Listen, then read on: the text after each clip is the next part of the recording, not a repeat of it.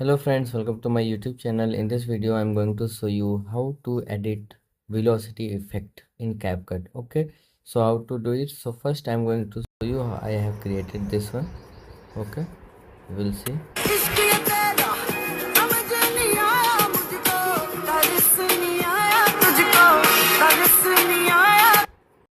Okay, so you can create like this velocity on any video. Okay, so what you have to do first, you have to just open and then you have to click on new project.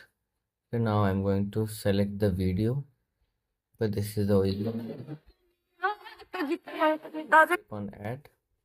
Now here what you have to do, here you have to just click on it, and here you will see speed option. Just click on speed, and here you will see velocity effect option. Click on it, click on flash, and it will take few seconds. You can create velocity effect. So if you like this video, please like my video and also subscribe my channel for more videos like this. Thanks for watching.